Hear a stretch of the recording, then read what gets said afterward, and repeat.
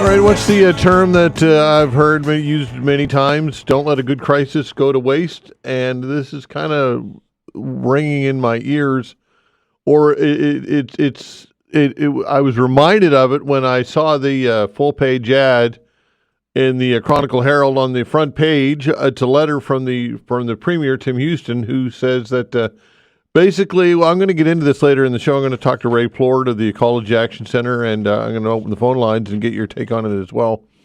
But the basic message is it's time to take the no out of Nova Scotia. That is a quote in the piece. Again, the letter written by Tim Houston, which is plastered on the front page of the Chronicle Herald, Saturday's edition. And basically, the long and short of it is that it's time to develop our natural resources on a much broader scale here in Nova Scotia, including lithium, which is very coveted, obviously, in the world today. And from what I'm learning, we've got a lot of it here in Nova Scotia. So he's talking about lithium. He's talking about uranium development, which, of course, there's a moratorium on uranium right now. On shale gas, which there's a moratorium on the development of shale gas. And just being much more bold when it comes to developing our natural resources. And the Premier says, look, we are the recipient of transfer payments. I think he said it's the third highest revenue source that the province has. And he said it in almost a point of shame to a point. Anyway, he says it's in light of what's going on right now with the economic headwinds, which are happening in the United States, and tariffs and the threat of tariffs, we need to be more self-reliant. That it's imperative that we develop our resources in a much stronger way. And in adding to that, he says he will not bend to special interest groups. I thought that was an interesting choice of words. Special interest groups. What constitutes a special interest group? Well, I'm assuming that it would be groups like the Ecology Action Center in Halifax. As mentioned, Ray Plord will join me to talk with this senior wilderness coordinator after the 12:30 news. But I'm going to get your take on this when we open the phone lines. Do you agree with the Premier? Is it time to finally say no, or rather take the no out of Nova Scotia and start saying yes to some of these projects and start lifting some of these moratoriums? In particular, uranium, and particular shale gas, and start mining the lithium and other precious minerals, which we know on the global market would be highly valuable. So these are some things that you can talk about, again, when we open the phone lines in about an hour's time. A very interesting letter. If you've not seen it, it's in the front page of the Chronicle Herald. There's also a CBC story on this, in which I'm referencing also, and we'll talk about this, as I mentioned, later in the show. If you're a sports fan and you're a Buffalo Bills fan, the heartache continues. I feel bad for you, folks. I know what it's like to be a long-suffering fan of the Toronto Maple Leafs, of course, being my team, the New York Jets, but the Kansas City Chiefs. It's the problem when you've got a great team like the Bills have, and you've got a great quarterback like the Bills have, but you've got an even better team like the Chiefs, and you keep running into them in the AFC Championships playoffs, then this is what happens. And they lost last night in a heartbreak fashion, 32-29. Again, nothing. I don't think you couldn't have expected more from the Bills, except perhaps a win, of course. With Jake Allen, what a fantastic effort he made, and they've got a great running back and a good team. But Kansas City's just better coached, and they've got, of course, just a better quarterback. So the Super Bowl matchup is set. It will be Kansas City and Philadelphia. We shall see. Philly absolutely blew out Washington. I didn't watch that game, thankfully. I made a good choice not to watch it, but I did watch a lot of the Kansas City Bills game. And it was entertaining for sure. But anyway, Bills fans, I feel bad for you. This is tough. It's a tough one. Absolutely difficult. But hey, it's just sports when all is said and done. So thanks everybody for tuning in and listening. We appreciate it. As I always say, and thanks to Vanessa Vandeness, of course, on the other side of the glass at the control boards, doing a fine job. As always, how cold was it this morning? I don't know if Vanessa posted a how cold is it this morning picture. You did not? I asked her to do that, but she didn't. It depends on how many layers. I thought you were joking. No, I was serious. I wanted you to post it our listeners need to know what the temperature is. So if they see how many sweaters you have on, or lack thereof, and scarves and shawls and layers, then that's a good indication of what the temperature's like. What do you think? No. If it's really, really cold, you'll get a photo. Okay, if it's really cold. Yes. But not a daily update. No, not a daily update. That's a little ridiculous. That's crazy. That's crazy talk. Have to start buying new sweaters. That's right. a whole thing. No thanks. Okay, all right. Silly talk. Okay. All right. It was only -9. Wasn't bad this morning. Thanks, everybody, for tuning in and listening. We appreciate it very much. All right, it's time to talk municipal politics. With it being Monday morning, councillors on the hot seat. Joining me here in studio is Laura White, District 7, Halifax South Downtown is the district. Laura, thanks for joining us. You're welcome. Good morning, Todd. All right. And Catherine Morris is on the phone, District 10, Halifax, Bedford Basin. Catherine Morris, thanks for joining us. Thanks, Todd. Good morning, Laura. Good morning, Vanessa and listeners. Absolutely. All right. So let's start with you, Catherine. Anything you want to pass along to constituents before we get going here? Yeah, a couple things I'd like to mention. Thank you. I just wanted to mention there's a new trail and trailhead in the Clayton Park area next to the soccer center, the BMO Soccer Center. It was a couple years in the works, and I wanted to congratulate the Halifax Northwest Trails Association, who had a little ribbon cutting yesterday for the new trail. And we also have a new center on the Bedford Highway, and I wanted to congratulate the Nova Scotia Resettlement Society for opening this center that's accepting donations of kitchen supplies and furniture, which will be given out free to refugee families in our area. So that's at the corner of Kearney Lake Road and Bedford Highway, run by the Nova Scotia Resettlement Society. Okay, Laura, how about you? Catherine is clearly a pro at this. I did not anticipate this question. So I don't. Well, if there's nothing, there's nothing. There might have been something. Might have been something there's kind of percolating at the top of your head there. That. Yeah, there's just. I had a note about little small wins we've been making in our district about some crosswalk safety upgrades. Roadwork signs. That's been an issue where roadwork signs are placed on the crosswalk. Sorry, not the crosswalk, on the sidewalk. Yeah. And just had a little win there on Veterans Memorial with back and forth conversation to get those signs onto the grass so that people using the sidewalk. All right. Well, I'll ask you, Laura. How long has it been now since you've been a councillor? It's been since 3 months. 3 months. How's the gig so far? It's awesome. I feel very fortunate to be doing it. It's a ton of work, so it's just trying to find the balance. Any surprises from being a member of council so far where you thought, I didn't really think that was going to be the way it was, or? It's just getting used to you're kind of on your own with your other fellow councillors, and we have the council support office, but I guess like in the mayor's office, they have staff to help with strategy and policy and all that. And for us, we're kind of on our own working together. Yeah. So it's a lot to balance and do on your own and find those people that you work well with. Catherine, I'm sure if you could offer some advice to Laura, you've done this for a term now. What would your advice be? Well, we have to work together behind the scenes, which we are doing, but it's just finding the time to do that because the workload can be really heavy.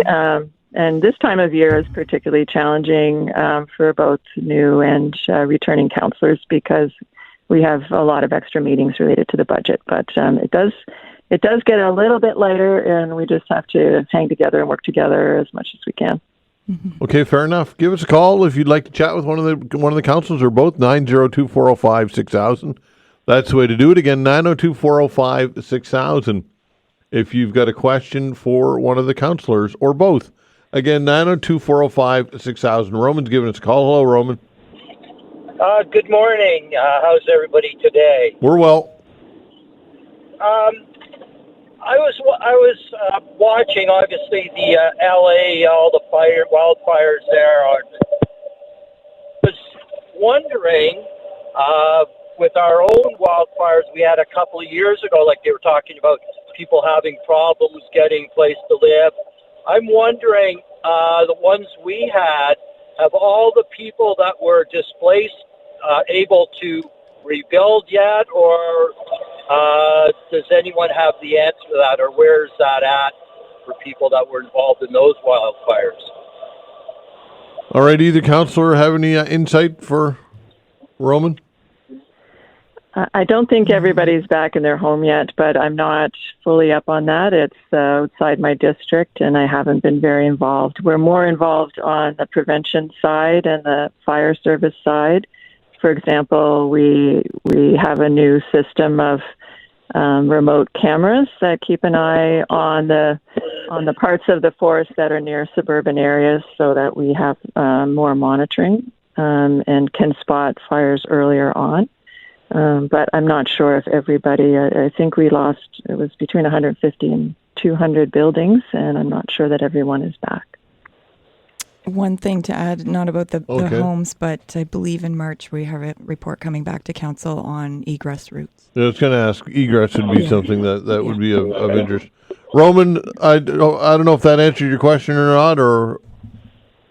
Kind of, but like I was saying, I heard in LA, it's nuts. People are going to try to even rent something, and somebody's coming and paying like $1,000 more a month, and it's just awful. I don't think it was like that here, but still, people obviously were displaced. So we haven't really. That's why I was curious about that. Okay, all right. Thanks, Roman. Appreciate the call. Thank you. 902-405-6000. Egress. So when it comes to development, Catherine, I think that this is something that we need to be considerate of. And is it something that's foremost or front of mind for council when it comes to looking at developments, egress, and that's critical, right? That we get that right. Absolutely. When a lot of the areas were built out in Tantallon, it was 15 or 20 years ago, and the impacts of climate change weren't as clear at that time. So the idea of forest fires that could become so big so fast was really not on people's minds, and now it certainly is. Mm. Okay, 902-405-6000. That is the way to reach us. Again, 902-405-6000. Something that I wanted to ask you both about while we wait some calls is Halifax Water. We know that there was another boil water order advisory last week. The Premier urging the regulator to investigate Halifax Water's weaknesses. What's your message, Catherine, to people when it comes to Halifax Water who are frustrated with the utility and perhaps lack confidence in the utility at this point? Well, I certainly understand the frustration and share the concerns. We've had 2 boil water orders in less than a year. Shouldn't be happening. But until we get the results of the investigation, we don't really know what needs to be corrected here and what the next steps are. That investigation should be coming soon, in the next couple of weeks, to the Nova Scotia Utility and Review Board, and it'll also be shared with Regional Council. Okay, Laura, what's your take on this, or what message do you have for constituents when it comes to frustration over Halifax Water? Yeah, what we learned is that it wasn't exactly the same issue that happened 2 times. It had sort of the same result, but it wasn't the same issue. So just really need to dig down into those root causes and what they were, so we know what to do going forward. Yeah, electrical problems, though, in both instances, I do believe. That's right. And then the other question people have had is, like, is the water safe or not? Like, is this a precautionary thing? Or, so when is it worth doing or not, given the trouble it causes? So, those questions will be asked too. Okay, 902-405-6000. That is the way to reach us. Again, 902-405-6000. Budget deliberations ongoing. Where are we with budget deliberations, Catherine? We're looking at strategic planning this week, so kind of the big picture planning will happen this week, and then we're getting into some of the departments coming forward with their individual budgets within a week or 2. Okay, so what are some of the more challenging, perhaps, budget line items are you anticipating, Catherine, if any? Like we know that there's always an increase. Is usually increase is the ask from the various departments, including police and fire. But what are you expecting to potentially be some tough decisions, if any? Oh, they're always tough decisions. We're a growing city, and we have to constantly invest in new infrastructure to keep the city moving. I think one topic will be the Windsor Street Exchange, how we're going to resolve that, what we need to do to build that out. That'll be a budget item, for example, potentially. And we have to get other transportation infrastructure fixed. We've got to keep investing in our transit system, our buses, because that's the main way to keep traffic congestion at a at a functional level, I guess. So we got to get more people on buses using transit to make our roads work. So those are all investments that we need to talk about through the budget process, and of course, fixing our roads. That's a constant. That's one of the bigger items. All right, where are we with the Windsor Street Exchange? It's in the planning stage still, or where is it? It's coming to council tomorrow, actually. Yeah. It's been the designs there have been drawn and redrawn, and we'll be looking at the latest design tomorrow. All right. Have the costs for the redesigns gone up as well? I would assume that. Oh yes, there's a cost associated with that. Yes. We when it came to council last summer, people may remember we asked for better bus lanes. There was not really a separated bus lane, dedicated bus lane, so we asked for that, and the new design has it. It only has a dedicated bus lane on the way inbound. It doesn't seem to have one on the way outbound, so that'll probably be up for discussion tomorrow. Okay, where are the costs when it comes to the design phase for this? Well, we're looking at a potential overall cost, if it's approved, of $150 million. For the entire project to be done? Mm-hmm. Yeah. Okay, so the plan that's going to be presented tomorrow is the another version of the redesign? Is that what you're telling me? That's right. Yeah, it's the latest update on it, and it's recommending a wider Fairview overpass to try to reduce that bottleneck. I see. Okay, $150 million doesn't seem like an exorbitant amount of money based on the type of work that you're dealing with. Well, I mean, it is a massive entry point to the city, and we have apparently 170,000 people moving through there daily. Yeah. So it is a pretty key and critical piece. Laura, what's your take on where we're at with the Windsor Street Exchange? Well, just budget-wise there, like we talked about the budget being $1.2 billion and a $150 million project. That's pushing 10% of a budget. So it feels like a lot to me. Yeah, no, but I'm just saying when it comes to capital projects, you're dealing with overpasses and road infrastructure, and the type of work that it is where I'm getting at. You looked at the forum here, they talked about a redesign for the forum is $100 million. So to me, and again, $150 million, yeah, it's a lot of money, but it just seems to me that, as Catherine pointed out, when you think about the type of infrastructure that we're dealing with, that sometimes you got to pay up. Okay, 902-405-6000. That's the way to reach us. Give us a call if you'd like to chat with one of the counselors. We got open lines for you. Again, 902-405-6000. Counselors on the Hot Seat continues when we come back. All right, it's our counselors on the hot seat, Catherine Morris, Laura White. Catherine Morris on the phone, Laura White here in studio, 902-405-6000. Ian, hello. Hello. I'm calling in because I live on Pockwalk Road, and I live not far from the entrance to the water treatment plant. And we have a new counselor, and I really like him, John Young. But there's lots of issues going on with that road that are going to be problematic if City Council doesn't address them. One, the amount of development going on every year almost now. I've lived on the road for almost 10 years now. The road has almost gotten washed out the last 3 to 4 years. Anytime we have a hurricane or a big amount of rain, the culverts and the ditches aren't up to par, and it overtopped the road several times. And with the development and them clearing the trees, it's only gotten worse. When I bought the land on Pockwalk Road, I naively thought, it's the only road that goes to the water treatment plant. It'll be, the first road to get maintained and stuff. But it seems to be an afterthought.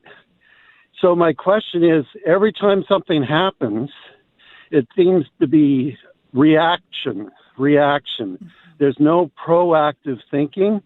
The Water Commission comes out and says, oh, okay, we'll fix the ditches this time. The city comes out and says, oh, we'll fix the road this time. There's no coordination, and there's no thinking, gee, we're going to have 1,000 more people living on this road, and the way they're developing, that's going to happen.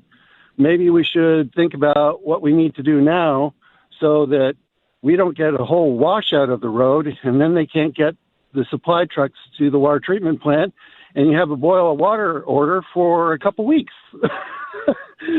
Is there any plan to be proactive and rather than reactive? Because that's all I've seen so far is just react.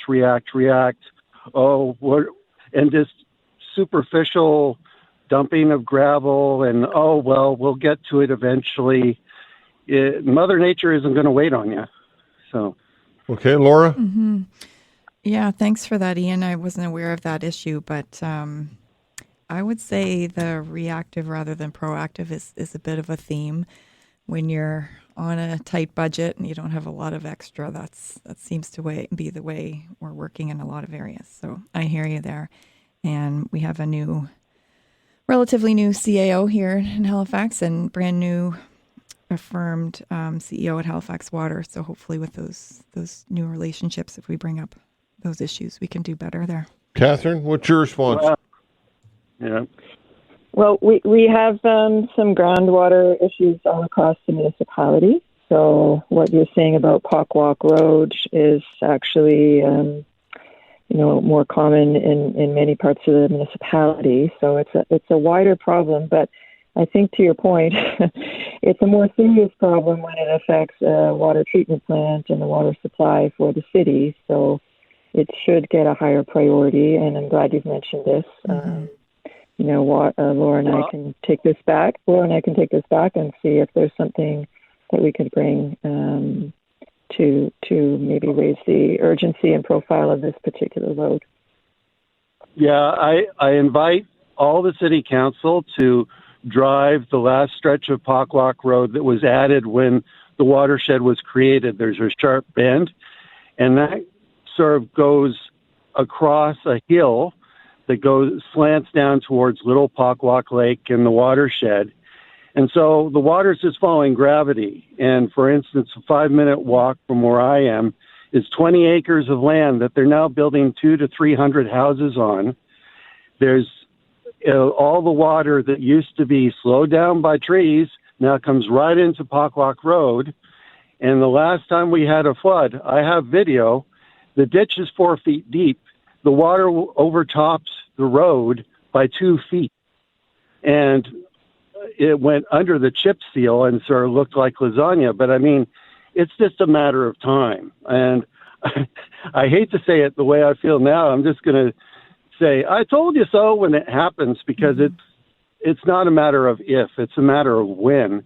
And I know I've talked to a couple of the guys that take the ozone to the water treatment plant, and they said, yeah, we're concerned about it too. Like when the city took over the road, it took them a long time to look at the road, and they changed it from asphalt because it was in such bad condition to chip seal.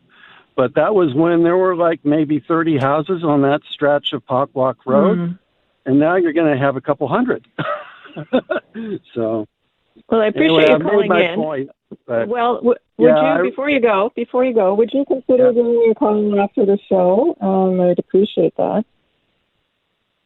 Well, John Young and I have been in correspondence. Okay. My name's Ian Vanderberg, so he knows where I live. I live maybe 500 meters from the gates. And every time something happens, I keep saying, oh, guys, can you all get in the same room and just sort of sit down and say, okay, what do we need to do about this? I'm just asking for a plan even, honestly. No, John Young's got my name. Okay, very reasonable, very reasonable. Thank you for calling in. I was not aware of the extent of the problems on that road, so I'm glad you raised it. Okay. Okay, Ian. Thank you. Thanks for the call. Take care. All right, 902-405-6000. That's the way to reach us for counselors on the hot seat. 902-405-6000. We'll be back.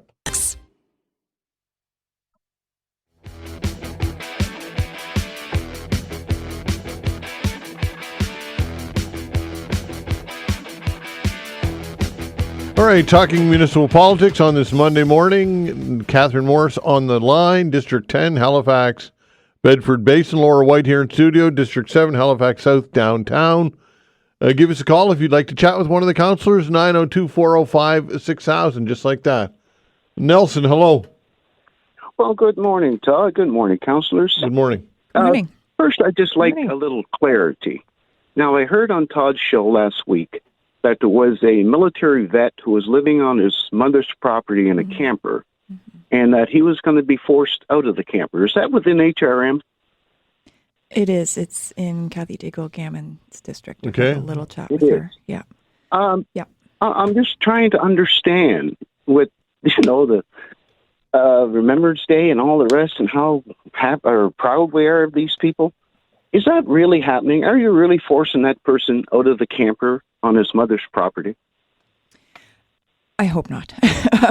I heard the article and heard about it as well.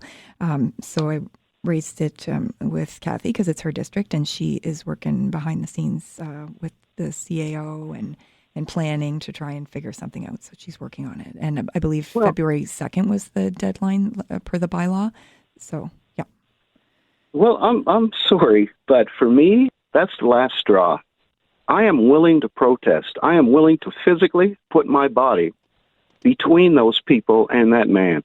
Somebody has got to stand up.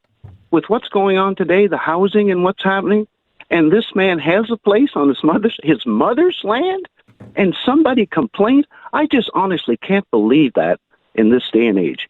Something has to be done there. I'm telling you. I will, and I'll organize whoever I can. This is not going to happen. I'm afraid it's not. You've got to wake up. You really have to even suggest that. Now, and that's all I have to say. Thank you very much. Okay, all right. Bye. Catherine, did you have a response to that? I can understand why people are upset. It seems like it's not a very compassionate thing. I think the rules are in place because if we had a lot of people sleeping in cars and that sort of thing, you just worry about first of all, the living conditions of those people, but also sanitary conditions for everyone. So it's just about, trying to keep things healthy for everyone. But agreed, we really do have a serious problem with housing right now in Halifax and need to look at what else we can do in this case. Okay, fair enough. 902-405-6000. Mike, hello. Hey, just wanted to see if they could elaborate on the Fairview overpass there. So if everything is approved tomorrow, just wondering, do we have a start date or an estimated start date?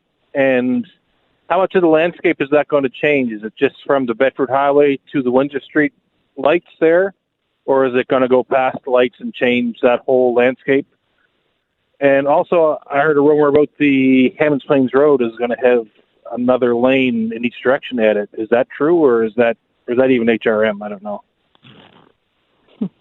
Well, I'll try with the Windsor Street Exchange. It was originally just going to be a redesign for the area around the cemetery, if you can picture that, and where the lights are there.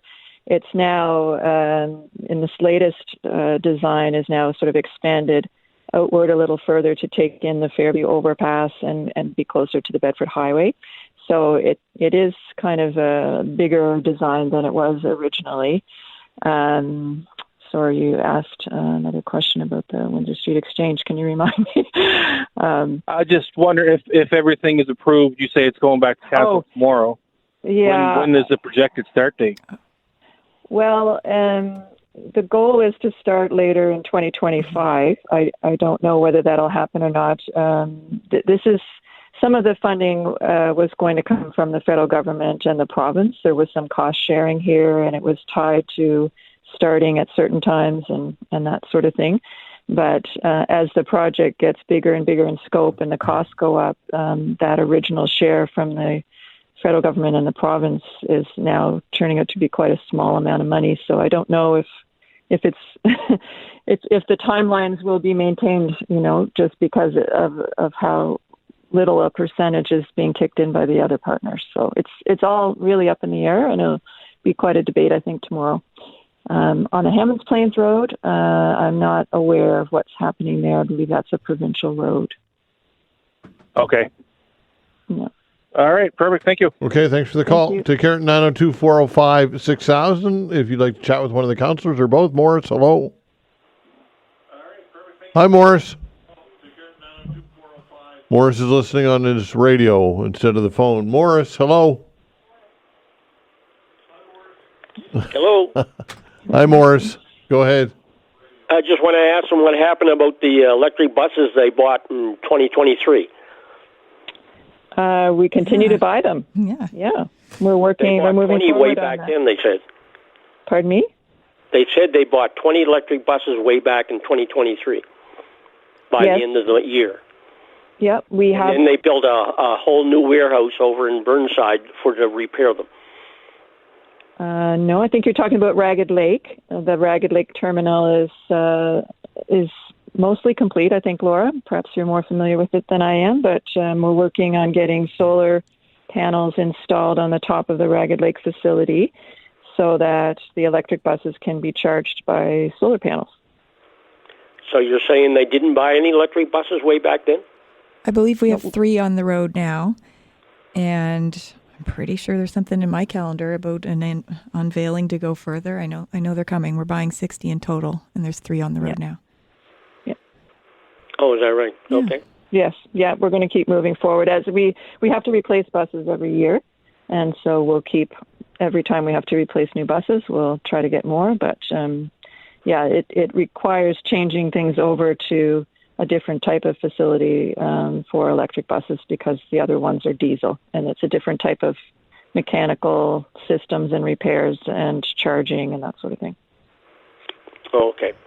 Okay, thank you. Okay, thanks for the call. 902-405-6000. So there's 3 now in use, Laura, is that right? Yep. Okay. And any word on reliability or any issues or challenges or anything like that, or everything's status quo, everything's working as predicted? No, I haven't heard anything there. The only somewhat unfortunate thing is we do need to buy new articulated buses that are diesel. Yeah. Because the technology is just not there Yeah. yet for that Yeah. large size. So, Okay. So we will have to replace with some Okay. new diesel. Catherine, what are you hearing? All good reports from the electric bus front so far? So far, so good. Okay. And they're significantly more money for. How much does it? You might not know off the top of your head, but how much is a new electric bus compared to a traditional diesel bus? I just roughly, if I remember, I believe that they're about twice as much. Instead of $500,000, they're about $1 million. Mm-hmm. But there's a lot of cost recovery on them because they don't require fuel, and Right. they're much less costly to maintain over the life of the vehicle. Okay. 902-405-6000. That is the way to reach us. James, hello. Hi. I have a question for either or both of your counselor guests. What's coming up for the Cogswell redevelopment project? I had a Cogswell district project. I've been on the website, but specifically, will there be affordable / public housing included as part of the project? Okay, I'll start with that one. James, thanks for the question. I probably should know more. This is in my district, Cogswell. But there is a parcel of land that, Catherine, you might be able to remind me of the name. It's something they do with an affordable housing. It starts with an N. I can't remember, but like a land trust agreement, Yes. trying to get some affordable housing in there. So those discussions are happening for sure, James. Yeah, there is a component that will be affordable housing built in. So I've heard discussions and I've heard there will be. Have decisions been made? And I'm not trying to be argumentative. I'm just curious. I think a lot of people are curious that, it was floated at the beginning, and a lot of people are hoping that there will indeed be, some deeply affordable housing, or whether through nonprofit or whomever? Thanks. Yeah, I don't know the exact status, James, to say for sure or not, but I know this land trust discussion is happening, and I can follow up, see where it's at. Okay, great, and perhaps put it out through your social media, whatever. Newsletters. Yep. It's a very, I think you're well aware. I won't say hot. It's not, but a lot of people are interested. Yeah, we need it for sure. Okay, James. Great. Okay, thanks for the call. 902-405-6000. Doug, hello. Good morning. Good morning. Good morning, councillors. I have a couple questions, if I could. Sure. First of all, the Halifax water. Apparently, it's my understanding that there's a huge water main that runs across the McDonald Bridge, and there was some sort of negotiations going on with Halifax Water and the Bridge Commission when that deck was replaced and raised on that bridge. Who's going to cover the cost of taking it down and putting it back up? Now, I know it was supposed to be there for emergency use between Halifax and Dartmouth if needed, and I wonder why it wasn't used in case of what took place in Halifax with the shutdown of surgeries and the big disruption in our healthcare system. That's number one. And number two, the fencing around Victoria Park. Have you guys seen this paperwork and the bill that was submitted? And is it available for the taxpayers' view? I just can't understand. There's no questions on that bill. I'll hang up and listen. Thank you.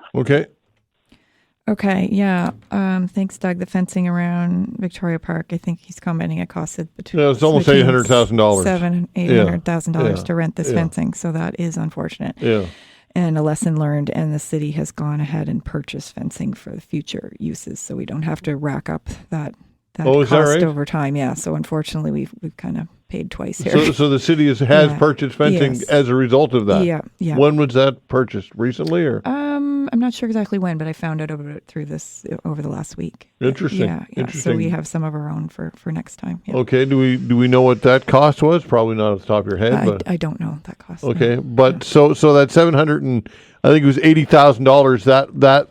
That was this council looked at this and said, we need to do something because, well, obviously staff realized this is and the need is not going away anytime soon. Likely, probably will be needed again, right? Yeah. Wow, that's interesting. Catherine, did you have any input on this, or what are your thoughts on that hefty price tag of almost $800,000 to rent fencing? Yeah, obviously, we're going to have some in-house fencing so that we're not incurring this expense over and over. It doesn't look like our housing problems are going to be solved in the next year or so we'll be needing that fencing. Yeah. Okay, fair enough. 902-405-6000, that's the way to reach us. Give us a call. We get some time left to the top of the hour. Got some room for you as well. Catherine Morris, Laura White, 902-405-6000. Councilors on the Hot Seat continues when we come back.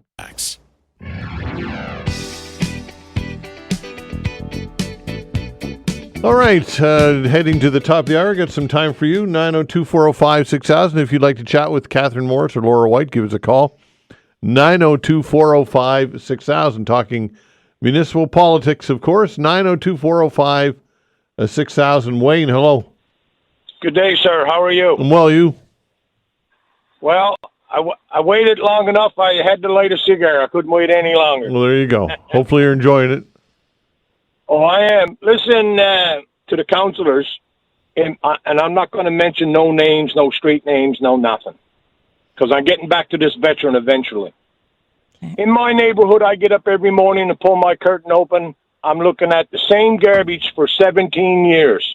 And every time I call the city says it's their lifestyle. That's the way they live. They throw their garbage out in front of their house. Garbage day comes. They puts it out, way it goes. Yeah, great. But the problem with that is seagulls, crows, and rats love it. Then there's somebody else lives behind me. I went over to visit a friend, and he said, Wayne, we got the peanut butter out. Watch this. And I was gassed by the amount of rats. Oh, city said, no, that's perfectly normal. Rats live in rocks and stuff like that. Another guy up the street from that, he got all kinds of rocks, and the city called it earth, because that's what Buddy calls it. And that's full of rats. And then you got another guy down the street. He's had the same 50 tires on his front lawn in 17 years that I moved out there. And every time I drive by, I see this big pile of garbage. I took a shot out to take a look at this area where the veteran lives in. I don't see any garbage laying around. I don't see any old propane cans laying around. I don't see any snowblowers laying around. I don't see anything. It's just an addition on a trailer. So why do we have two-tier standard here? This poor veteran that's living homeless, and apparently according to CBC, his mother's already after taking in 2 of his brothers because their rent got too high. It's it's disgraceful. So what do you do with the people that live around me? And by the way, the weather conditions in the last week were perfect. I can track where every rat is going in my neighborhood. Mm. Well, that's all I got to say. Yeah, it doesn't sound like a very good view out your window there, and I certainly understand why you would be concerned if there were so many rats in the neighborhood. I mean, the way to deal with this is, I think, it sounds pretty serious, especially with the tires and all that. You just either send something into 311 with the addresses. Ma'am, excuse me, ma'am. I'm sitting in my car smoking my cigar, and all my friends that know me, that recognize my voice, know that I got a notebook in my car with a pen attached to it, and I write down everything I do. Every time I call the city, if I see a stop sign missing, I pull over, call the city, tell them the stop sign was knocked over by the plow. I have record of everything, and the city keeps saying, oh, that's the way some people live. That's the way they're living. So it's a two-standard thing here. No, we do have an appeals committee, and when complaints come in for dangerous and unsightly premises, which it sounds like some of those may qualify as dangerous and or unsightly, then we do investigations, and they come forward, and people are fined and that sort of thing. You know what, ma'am? When I called that in about that property having all those rocks piled up on his front lawn, the lady that I was talking to at 311 told me that dangerous and unsightly law has been taken off the books. So I went looking, and sure enough, it's still there. So when you call 311, it's not guaranteed you're going to get what you're looking for, or you're going to, No, I was shocked when she said that to me. Well, what part of the city are you in? I think you need to talk to your counselor. If you're not getting results through 311, then your counselor can look into it and see what else needs to happen. I mean, I've followed up with some constituents who are having trouble getting things done through 311, and they didn't give the correct address, or there was some other little miscommunication of some kind that stood in the way. So I really would encourage you to talk to your counselor about some of the issues that you're just mentioning here. Yeah, because I got to call her anyway because of the Bay Road, the way they put in the lights at Brentwood. I don't agree with this. So anyway, that's what I'll do. I'll get in touch with my counselor and have a chat with them. Okay. Thanks, Wayne. Appreciate it. Take care. 902-405-6000. I can understand why people are frustrated with this, but Catherine, to your point, I guess is that it's got to be taken item by item or instance by instance, right? That's all you can do. Yeah, one property at a time, and one issue, at a time. But if it's all in the same area, then maybe sometimes these things overlap. But you can't just call and complain and then not ever do anything further. If you're not getting action, there are other steps that can be taken. For sure. And also the strategic plan, we were chatting, Laura, the strategic plan is going to be talked about tomorrow as well? Yeah, so what we have tomorrow is a annual report on how we're doing on our strategic goals. You mean council or? Both. We have council strategic goals and then administrative strategic goals as well. So this report comes back with key performance indicators showing how well or not well we're doing. Okay. Have you seen the document yet? I have, yeah. And? I've got some questions about if we're tracking the right things. Oh, is that right? Yeah. How so? Well, just some of the categories we've got, 15 different KPIs, and then other categories we might have 1 or 2, and we're making judgments based on those. And just, are they measuring the right things? Like if we're just looking at the titles of what we're trying to do and making sure what we're measuring matches. I think a lot of the times, like we have certain things we measure, and we want to make use of those in the data, but maybe there's some things that we need to start measuring. Catherine, what about you on the strategic plan? Do you have any concerns or issues or? Oh, we can always do better on our performance. There's always room for improvement. But like Laura said, we have to make sure that we're measuring things appropriately because it's critical to figuring out what next steps are to make sure that we have the right data. We try to make evidence-based decisions at HRM, and we need good quality evidence to base those decisions on. So that's what we're always working to improve. Okay, fair enough. Thanks so much for carving out some time on this Monday morning, Catherine. I appreciate it very much as always. Thank you, Todd. Thank you. All right, take care. Catherine Morris, District 10, Halifax, Bedford Basin. Laura White, thanks for coming into studio. How did you enjoy your first hour with us? That was great. Now I know what I'm getting into. That's great. I enjoyed it. Thank you, Tom. Well, you never know what you're going to get into. yeah. Next time will be totally different. That's right. Thanks for coming in. We appreciate it. You're welcome. All right, that's Laura White, District 7, Halifax South, downtown. All right, now we get some time for you. What is on your mind on this Monday? Give us a call, 902-405-6000. What would you like to talk about today? The Premier of this province says it's time for people to take the no out of Nova Scotia when it comes to developing our natural resources. Do you agree or disagree? That or whatever else you've got in your mind. 902-405-6000. Your call is when we come back. Thanks.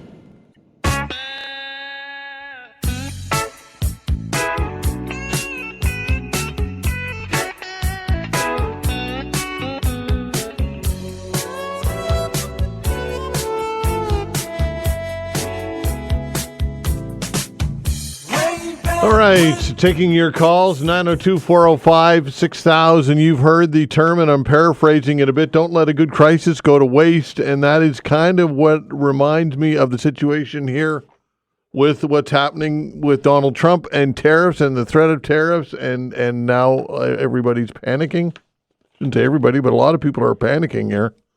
Very concerned about what's going to happen to our economy. And in particular here in the Maritimes, where we are reliant heavily on equalization, and we have been for a very, very long time.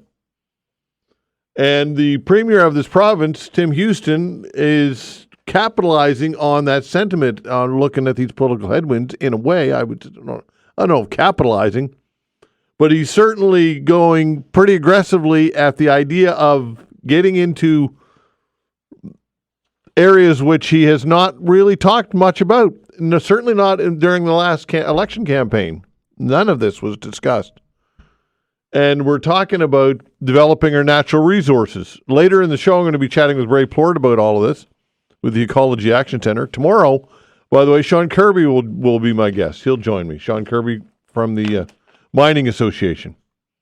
So we'll get that perspective from Sean Kirby tomorrow.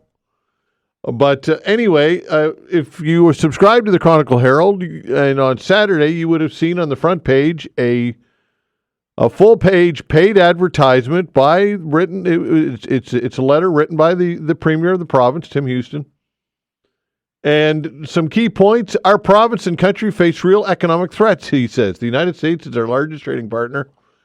One way or another, President Trump's policies will have a dramatic impact on us. Not to mention, there is also the risk of continued reliance on significant federal transfer payments just to provide basic needs. As a province, we simply cannot continue to be content with relying on others. If we needed more urgency to strengthen our province, we just got it. Yes, the economic threats are real, but thankfully Nova Scotia has the ability to navigate these choppy waters. As much as there are things outside of our control, there are many within our control. By focusing on what we can control, we will become more resilient and less exposed. It's time for a new era of self-reliance for our people and our province. I'm reading again this parts of this letter, which appeared on the front page of the Chronicle Herald. It said, we are blessed with countless opportunities. These opportunities remain untapped today because past governments lacked the courage to have important conversations. Instead, they bowed to vocal special interests. I have no intention of bowing to special interests. I am here to protect your interests. Very interesting. Very interesting. It goes on to say that begins by supporting our traditional industries, fishing, farming, and forestry. He goes on to say, though, beyond that, critical minerals can operate safely, and the potential positive impact on our province is massive. Take lithium, for example. It is needed to make rechargeable batteries for laptops, cell phones, and electric vehicles. Demand for this mineral will grow by 43 times over current levels. And we happen to be lithium rich. And we can't continue to look away from this incredible untapped opportunity. He goes on to say we must take the no out of Nova Scotia. Special interests have captured too many parts of our economy and have outsized voice in policy creation. That will end. We must stop banning entire sectors. These bans are lazy public policy. We will reverse bans and focus on meaningful, mature discussions. The jobs that come from safe new projects will have generational impacts. So this is pretty heady stuff, folks, in my opinion. This is quite a statement. And again, if not for the threat of tariffs and what's going on in the United States and the potential impact to our economy, I would say that this probably would not have happened. But the Premier saw this as an opportunity to seize the fear, I guess, that people have, or maybe fear is not the right word, maybe genuine concerns of being so exposed economically and so reliant economically on the rest of Canada and the goodwill of others, that the Premier is saying, look, we need to take matters into our own hands, and it's time to start to develop these resources. What's your take on this? Do you agree with this? Do you agree with the Premier? Do you think it's time to start looking at developing gas and natural gas through fracking, through developing mining, more lithium, or any lithium for that matter? Uranium, there's a moratorium on uranium. Offshore oil dwelling. Is it time to develop our natural resources in fulsome scale? And is it time to have less say when it comes to, as he describes, special interest groups? I suppose we could call them that. What are your thoughts, folks? Or do you feel as though there's too much risk and all the reasons why we weren't doing these things are still there? 902-405-6000. Do you agree with the Premier and these bold comments and its quite bold statement concerning natural resources and the development thereof here in Nova Scotia, and time to start doing and developing these resources and being less reliant on provinces that are taking the risk and are developing their resources through federal transfers and equalization? 902-405-6000. What is on your mind? You can get into that or anything else you'd like to talk about. Again, 902-405-6000. Let's talk to Dave. Kick it off with Dave. Hello, Dave. Hey, good morning, Todd. Yeah, I'm in total agreement. Let's open things up. I mean, I think the Premier, which I quite like what he's done, but let's face it, this Trump tariff is a wake-up call, folks. It really is. It's rocked the planet. And look what he's done with the Colombian illegals. And they refuse to take I think he's transporting them in on a 130 military aircraft. That's a huge aircraft, military. And he threatened tariffs to Colombia, and basically they kissed the ring. Bring them in. We'll take our illegals that were up there. Nasty ones, too, by the way. And I think it's a wake-up call. The Premier was saying how every day he gets calls from people who are desperate. And I just did a scan or a research on, I think it was a Ledger poll. 47%, and probably higher, Todd, of Canadians are living paycheck to paycheck. And this is not Trump's fault. This has been going on for years under our government. Mm-hmm. And this is a wake-up call. I mean, I think it's even over 47%. I mean, we all fit in that bracket pretty well. Right? You lose a paycheck here and there. Yeah. We don't have a lot of savings. We've got high mortgage rates, interest rates, what have you. We got homes to rent. No, I think this is a wake-up call. And I'll just say some of the moratoriums. I read that article, by the way.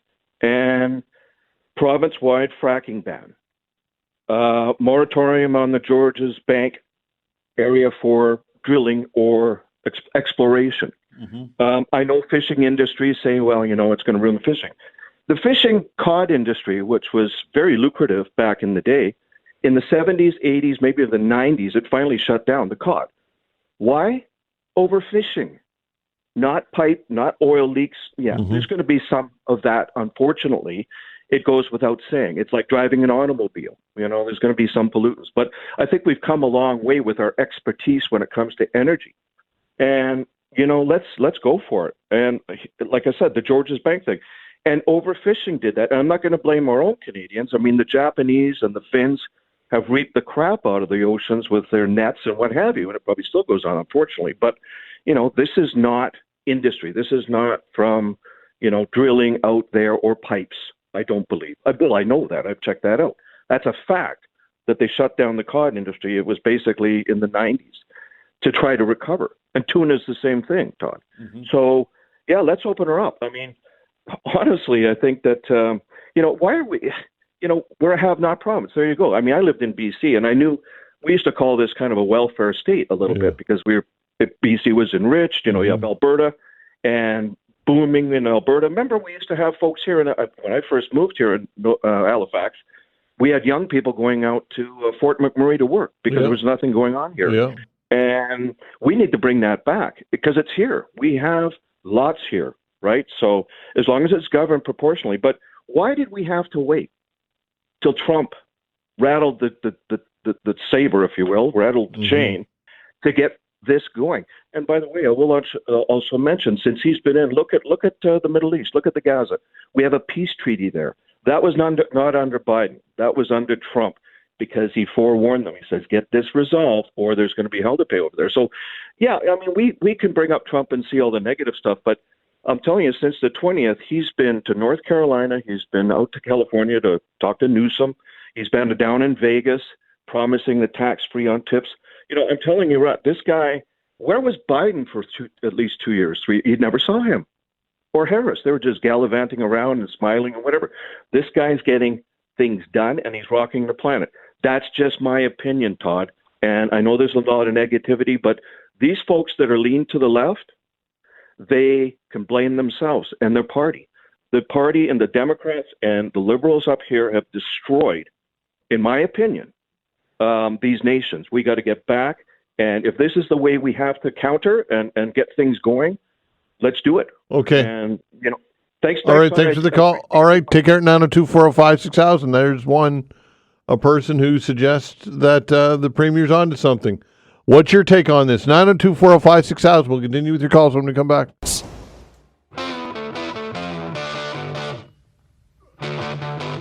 All right, taking your calls, 902-405-6000. Well, the question that I'm asking you is, and look, you can get into whatever you like, but one of the questions that I'm asking you about, do you think that the Premier of the province, Tim Houston, is on to something when he says it is time to start developing our natural resources in a pretty large way, including lithium, including uranium, including shale gas, including offshore oil drilling?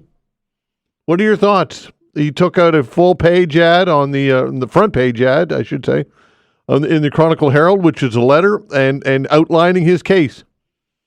And basically saying for far too long, special interests have had far too much sway over public policy when it comes to these things here in the province. And said in a pretty direct way that if we are going to continue to be the recipients of transfer payments and equalization, in which I think it's the third highest revenue stream for the province, that if we're going to continue to do this, we're going to continue to be exposed economically, and that we need to take matters into our own hands. And the way to do that is to develop these resources, which are under our feet.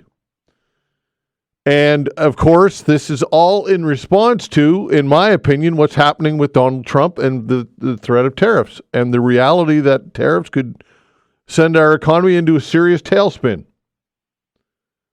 902-405-6000. What's your take on all of this, folks? 902-405-6000. That is the way to get a hold of us. Let's see, where are we going next? Sylvie, hello. Yes, hi. Hi there. So I think that we cannot do like if climate changes, doesn't exist, right? I feel that it's like bringing back an old bad idea. We live those here, like hurricane and everything. So creating a job, maybe we can do it in another way. And what is disturbing me in a way that he's acting is, since when does a premier needs to buy ad to speak to his electors? He could just call, a journalist, but doing that, he needs to answer questions, which I think what I see he doesn't really like sometimes. He's closing the door to journalists or things like that. And it's like if this is just something that he's growing now. I understand that Trump is there, but still, we've never heard about that since, he was in his campaign. So there's a lack of transparency that is bothering me in this. Yeah. Well, Sylvie, does he make any sense though? Is there any point to it when you consider the fact that we are at the behest and of the rest of the country, or certainly of other parts of the country that are developing natural resources and minerals and oil, and therefore they're creating all kinds of revenue from that, and therefore through equalization we are the recipients of that. Is that what type of message are we sending the rest of the country when we say we're not willing to do these things, the things that you're doing that allow us to have the programs and to have the economy that we do have?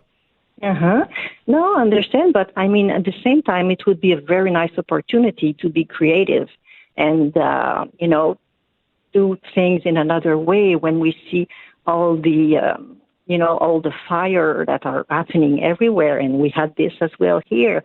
It's time to change and, grab good opportunities when we're talking about creating jobs. Why have we ordered hundreds of shelters from the States? We have a lot of constructors here that could have done it, hey? And if we don't have enough, well, let's create jobs. We need to be, open to new or different opportunities. This is all I had to say. Okay. Thanks for the call. I appreciate it. Take care. 902-405-6000. That is the way to reach us. Let's see where we're going next. James, hello. Hi. I'm calling to comment on the front page paid advertisement by the Premier. Yeah. So, just so everybody knows, that was paid for by the taxpayers of Nova Scotia, multiple thousands of dollars. It perhaps, in my humble opinion, should have been paid for by the Progressive Conservative Party of Nova Scotia. And his comment about special interests without defining what he means, that's performative politics. That's Trump-like.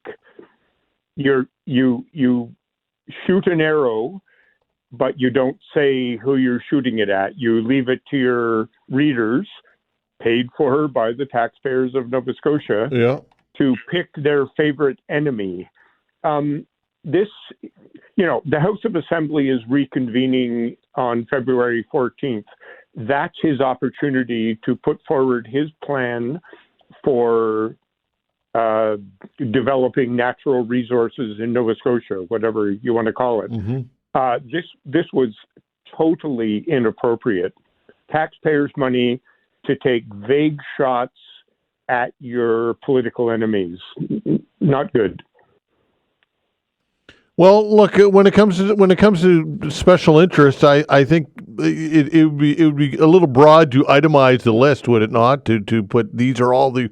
I think it's pretty evident that we're talking about groups like the Ecology Action Center and Sierra Club and groups like that, the environmental groups that will respond to this.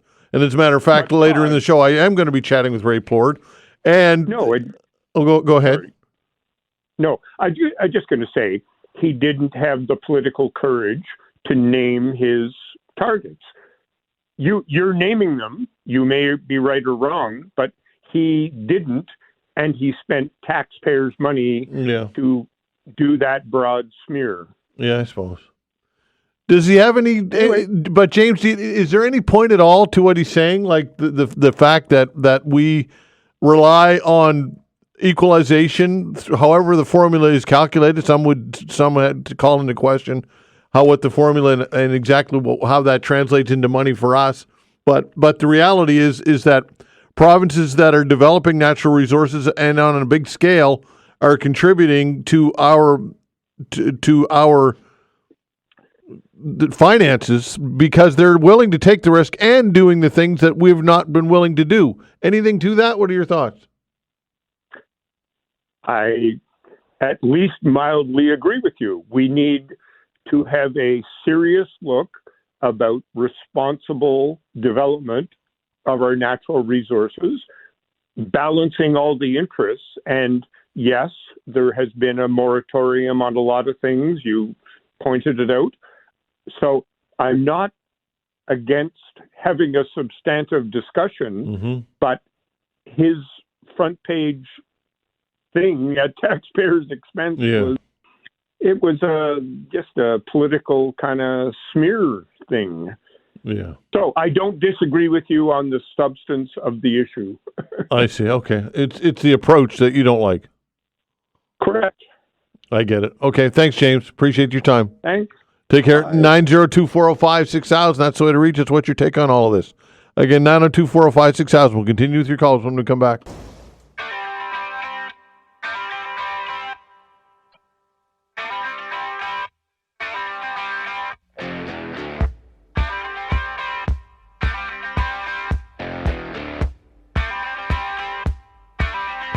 All right, continuing with your calls, 902-405-6000. That's the way to reach us. Again, 902-405-6000. Betty's the first-time caller. Hello, Betty. Hello. Hi there. Go ahead. I was very pleased on Saturday morning to read the Premier's letter, regardless of who paid for it. I think I've been waiting decades for Nova Scotia to open their minds and explore new things. I think this is nothing but good news for our province. Okay. Do you feel as though it's the timing of it? It's obviously on the heels of what's happening in the United States with the threat of tariffs. Do you feel as though that it might be kind of capitalizing on people's fears at this time? Because that's some are suggesting. What are your thoughts? Well, maybe that's a good thing. I know I'm a senior citizen, and I've been waiting for years for us to open our minds to new things. We've got to stop being so negative and try and look at new ways of doing things. And the technology is there. So as far as I'm concerned, it's go ahead, do it safely, but do it. Okay, thanks for the call. Take care. 902-405-6000. Of course, what she's referring to is the Premier of the province, and took out a full-page ad on the front page of the Chronicle Herald on the weekend on Saturday, and it is a letter which is imploring Nova Scotians to embrace the development of natural resources, including lithium, including uranium, including shale gas, including offshore development projects. And the Premier has said that it's time for a new era of self-reliance for our people and our province, and relying on and being exposed to global markets and being reliant on other provinces to provide for us is something that we need to revisit. And that's very interesting. 902-405-6000. What's your take on all of this? Mike, hello. Hey, Todd, I think it's a great thing. Tell me why. We're going to be on gas and oil, as far as I'm concerned, until it's gone. We can try to get off it, but there's not a replacement. And we can't get off it without it. Like, we can't put up windmills and create dams and solar farms without gas and oil. How are we going to operate the equipment? And to put up all these other projects, if people do the research, they will never erase their own carbon footprint. And a windmill can operate for 25 years before it has to be completely rehauled. It can never erase its own footprint from the natural or the gas to put it up and to make it, and the amount of concrete that goes in the ground. Same with the Muskrat Falls. Sure, that's producing clean energy, but it can never ever replace its carbon footprint, what it took to make that. Well, again, people say these types of things on the show, and then I hear other people say other things. I've had a guest on the show and I can't remember exactly when it was. It was a few weeks ago, and we were talking about wind turbines. And he was saying that I can't remember the time frame, but it's contradicting what you're saying. Basically, saying after so many days producing power, it will in fact hit that ratio in which it'll start it'll start retracting more of the global footprint that it took to build it. So I don't know, Mike. I'm just hesitant when I hear people say things like it can never be replaced or you can never erase the carbon footprint without any data to back it up. That's all, Mike. And I agree. There's studies for both arguments. Yeah. But every time I find there's more things online saying that it cannot replace its footprint than it can. Yeah, I guess, Mike. All I'm getting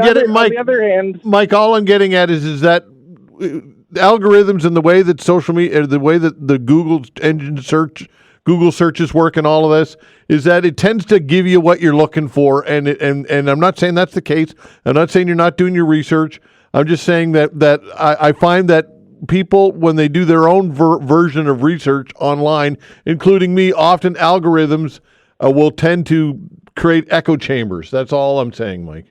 And unfortunately, that is a lot of our only source is Google or Bing or whatever. Yeah. But on the other hand, we're not going to be off oil and gas anytime soon. So why not benefit from it ourselves? Yeah. Instead of giving our money to some dictator who doesn't look after his people and uses the money to buy golden toilets and has no environmental restrictions where it's coming from at all. Yeah. And how can we, on the one last point, how can we say gas, oil, natural resources are bad with one hand and then hold our other hand out to Western Canada? No, that's true. Equalization. That's true. We are the recipients of equalization, and only because they are exploring and are developing their natural resources. So that's a pretty legitimate point, Mike. That's hard to turn away from, regardless who you are. Thanks for the call, Mike. Appreciate it. Yeah. Take care.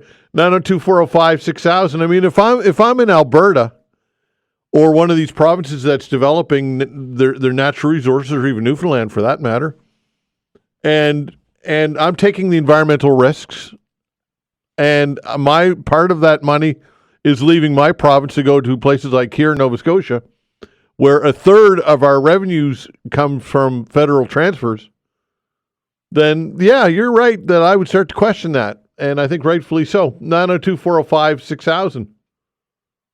Rafe, hello. How you doing today? Well, you? Good. I just wanted to make a comment. I heard your first caller. I think Dave was saying how the country's been ruined by left-leaning people. It's just falling apart. And I would just like to remind people that we do live in one of the greatest countries in the world. We have a decent standard of living. We have universal health care. We have a society that if you don't have work right now, you have unemployment insurance. We have mental clinics and people helping people with mental health coming online. I don't know what is he saying? What is ruined with our country? Does he want to live in a society that doesn't have universal health care, doesn't have unemployment insurance, doesn't have Canada pension, doesn't have old age security? Who are you referring to? Dave, the first guy that called in. Okay. He's just going on about how all these things that we have, they're more of a left. If you want to live in a society with just right wing, far right people that are just capitalists, just let the companies take care of everything. Is that the kind of society he wants? We have building standards, we have safety standards. Governments take care of it. I know there's a lot of problems. There's obviously, but look around, people. Wake up. We live in one of the most beautiful, wonderful country where people try to take care of each other, and caller after caller after caller after caller is calling in and saying our society's falling apart. How is it falling apart? Well, I don't know that caller after caller is saying society's falling apart. I think that we have some real issues and real challenges, and one is, Rafe, is when you are reliant on others to prop up your economy, that is a vulnerable position that we are in, and that's the point that the Premier is making, and that a third of our revenue comes from other places outside of us generating our own resources, and I think that's a legitimate point, is it not? Are you talking about equalization? Yes. Are you talking about? Okay, here's my point on equalization. Before in the early part of the 1900s, Alberta was basically just a farming.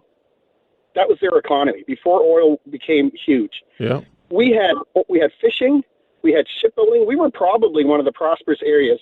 And if I'm not mistaken, during the big dust storm, the Dust Bowl, Eastern Canada, we helped out. We ship food, we ship money.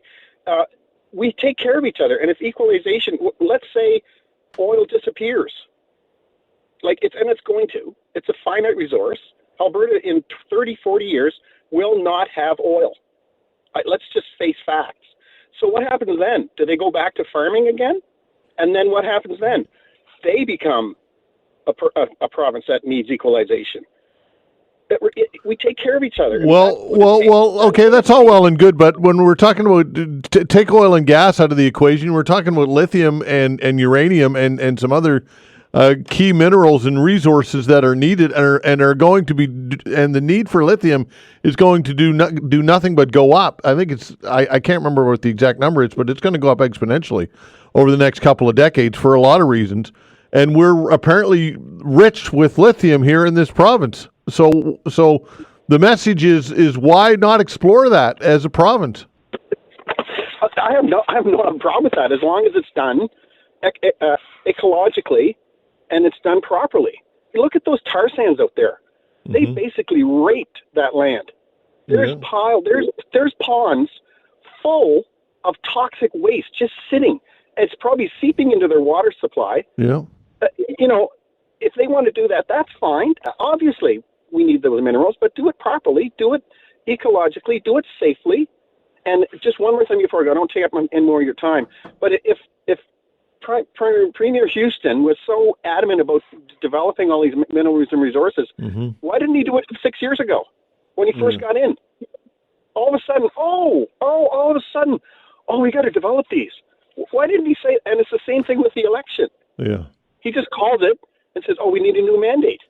Well, it's like I said. It's like I said, Rafe. You capitalizing on a crisis is always kind of politics 101, right? I guess he's a politician. I guess. Yeah. But why didn't you do this?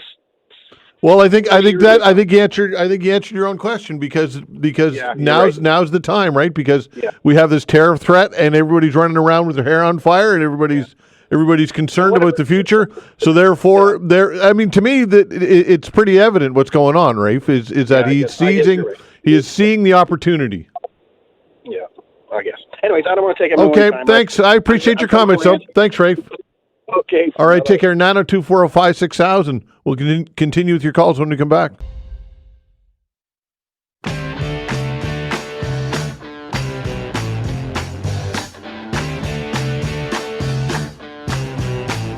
All right, continuing with your calls, 902-405-6000. That is the way to reach us. 902-405-6000. Mike, hello. Good morning, Todd. Hi there. I wanted the Premier call another snap election in the fall. Give us 8 months to think about all this garbage about offshore drilling, fracking, lithium mining, and give the people a choice. He ran one. I voted for the ban. And I thought it was a good idea. He'd go when the iron was hot for another 4 years. But this was not on the plate. So he wants to put it on the plate. Call another election. Spend $19 million. I don't care. Spend it. Good money spent. If he gets a mandate for the public to do what he's doing, go right the hell and do it. I don't care. But I think if you look at offshore, they were drilling off our offshore. And they had an oil rig mishap. Dropped about a mile's worth of pipe down the line. Your next guest will probably tell you about it. And what would have happened? It was 2 weeks away before they would have had a capper for that wellhead if it had been oil going out. And it was another, and you'd have to have the crew there to go down the mile to cap it. So, I mean, how much oil would have got up, and how would it have affected tourism, fishery, people's properties along the coast, beaches for the summer? It would have been a big screw-up. If he's got the technology to stop that bullshit, go right ahead. Another thing is fracking. A lot of people depend on wells, artesian wells. You bore down and you start running pipe along, the frack, you know what fracking does? Yes. Fracks the land so that you get the oil out under pressure with chemicals. Yes. Push it down. Well, if you want to take the risk, but if I was a town, maybe Truro or wherever, and you have wells, artesian wells, right? Yep. Oh, it's not going to affect us. Well, it might affect you. So, you got to look at that. Now, if you're going to mine uranium, well, we got lakes.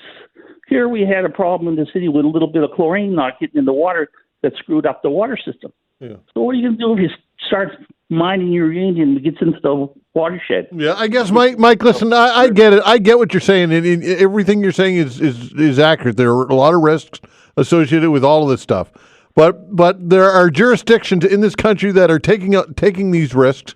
There are jurisdictions on this continent that are taking these risks because they see it as necessary in order to have a stable economy. And in the end, lithium and uranium and all these things we need anyway, right? It's not like we don't need these things. If you want to do it and the people want to take the risk, like I said, I have nothing wrong with it. Yeah. It's got to go to a vote. So if you want to have one snap election, which I thought was a good idea, have another one. Spend the $19 million, get the public's opinion. You got 8 or 9 months to think about it. You were going to go in the fall anyway for an official election.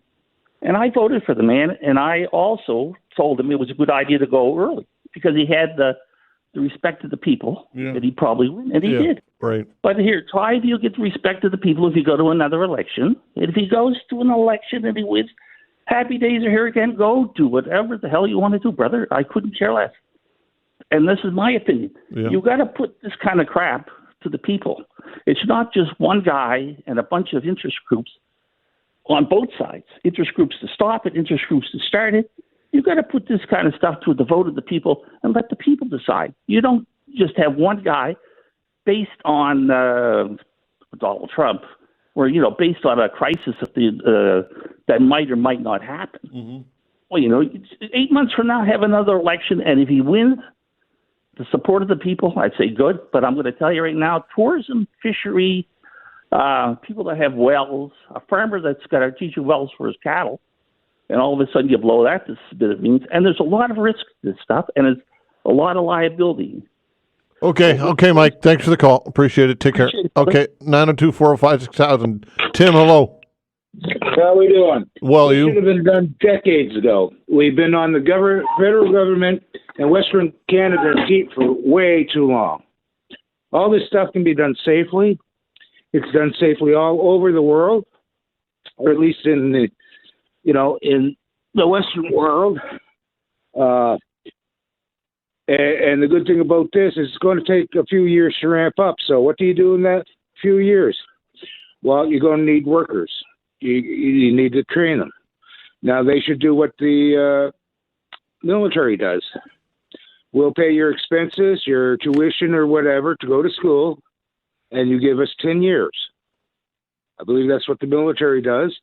And if you pull out early, then you have to pay back the percentage owing. So if you say $100,000, you go 4 years, you decide to quit, well, you owe the company $60,000. So, it's not going to be, shovels in the ground tomorrow. It's going to take a few years. So we can get the people who are unemployed trained, and they don't have to worry about, well, how am I going to live? Because it's all paid for by the companies. They give them their 10 years. And by that time, they're, and they can get pensions or contribute to RSPs, savings, or whatever, because they're going to be good paying jobs. They're not going to be minimum wage. Okay, Frank, thanks for the call. 902-405-6000. Joseph, hello. Hello. Thank you for taking my call. Sure. Just a couple of comments. One on the equalization payment. Mm-hmm. I think we have, not forget the principles behind the program, right, to ensure that every Canadian, regardless of where they're at in the country, would get access to the same social services, right? And the formula was last changed and implemented by Harper. So, should we take the opportunity now to rethink the formula? We could. One of the principles behind it, though, was also that the have-not provinces would just sit back and not do anything to improve their position, right? Which is what I see Houston doing. With his train of thought, though, and I kind of agree with your caller a couple of calls ago, Mike, around the risks. I don't think Nova Scotia can be compared to places like Alberta and BC. We don't have the landmass to support all those different mining opportunities, as an example. I think the what's that one mineral that that the world now needs because of technology? Lithium. Yes, lithium. Yeah, I don't have a problem with that. I don't think you're going to be able to get oil. Start drilling for oil, doing coal mining, and and all those other things, because we don't have the landmass, which would only then increase the risk to the citizens. And I do agree with your last caller in terms of maybe having another election. He's put it out. Houston's put it out there.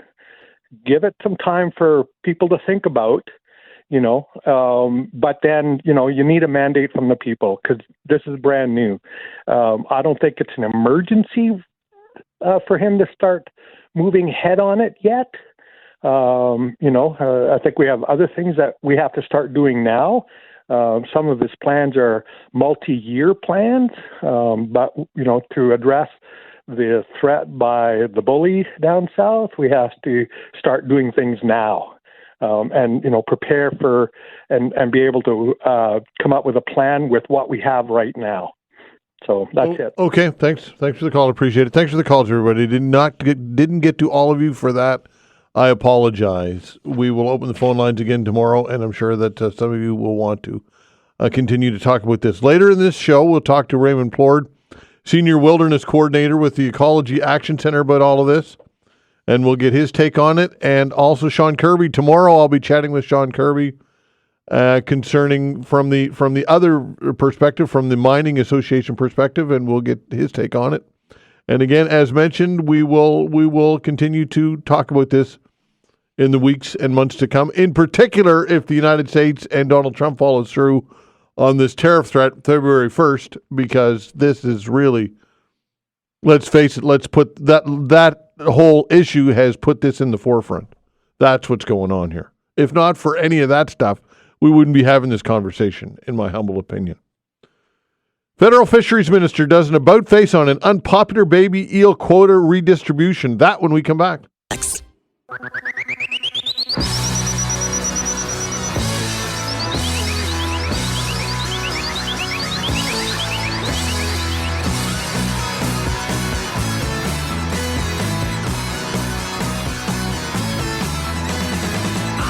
Federal Fisheries Minister has shelved a controversial proposal that would have shifted baby eel quota away from long-time license holders to their employees. In December, Ottawa announced a pilot project to redistribute 27% of the maritime catch of about 10,000 kilograms of baby eels known as elvers from 9 license holders to 120 people who would operate on their own.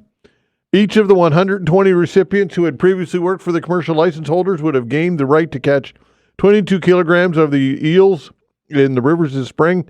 The price for a kilogram of elvers has been as high as $3,000 in recent years, but there are, of course, fluctuations from season to season. Joining us to talk about all of this is Brian Giroux of the Shelburne Elver Group. Brian, thanks for doing this today. We appreciate your time. Yeah, no worries. How are you? I'm well. Yourself? I guess so. I'm good.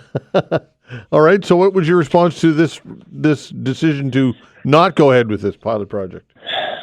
well, I mean, we're relieved in the sense that, it's a little more clarity from the point of view of that would be another big chunk of quota that was gone from us, right?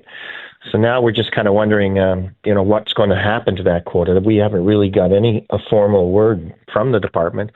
As far as we know, the only thing that's happened is that they sent letters to the proponents or to the proposed pilot project participants. They sent letters to them saying, no, they're postponing it a year or so. But that doesn't give us any pause in terms of does that mean the quota is going to return to us, or is it going to stay in some kind of trust fund or something? I don't know. Yeah, and of course the industry has been through such a state of chaos over the last couple of years. It's just one thing after another, right? Yeah, and it is even more uncertain right now, as far as I can see. I mean, the minister. There was three things happened last week other than this. I mean, the minister announced $260 million more funding to try to, buy out licenses, willing buyer, willing seller. But obviously, we're exempt. Thank you very much. But then the chiefs rejected that, and then earlier in the week, the groups that were about to receive Alver quota, the First Nation groups are about to receive Alver quota, in effect, issued a press release rejecting the management of DFO on the issue. So, I don't even know what's going to happen this year. I mean, if DFO doesn't start enforcing some rules, and clearly, we might not have a season at all. Okay, so as of now, the season is set to open when? March 1st but traditionally they don't show up until the middle of March, and when it starts to warm up a bit and water levels have to be pretty good, that sort of thing. So we're looking traditionally at about middle of March. Okay, now are you expecting, how much quota do you have? Does the Shelburne Elver group have? All I know right now is that from the original sort of announcement, we're going to get about 480 kilos, which is a 60% reduction from our quota from previous years. Why a reduction? Well, they took 50% of the overall quota and gave it to First Nations, and then they were taking 27% and giving it to this pilot. So the reduction is basically the accumulation of those two events. Right. Now, I'm hoping that the 27% or whatever that was removed for the pilot will be restored to us, and that would mean we would get some more quota. But with 17 partners, it's still 400 kilos. It's not very much, especially rumored why the price this year looks to be a fairly low price. Okay, so and enforcement is always the big key here, and how much what are the resources that DFO has or doesn't have for enforcement? What are they forthcoming with this type of information, human resources, and what DFO might plan to do or not do when it comes to enforcement? I guess we've been doing JRs against them. We've been doing whatever action we can to try to, slow or stop or get some explanations here.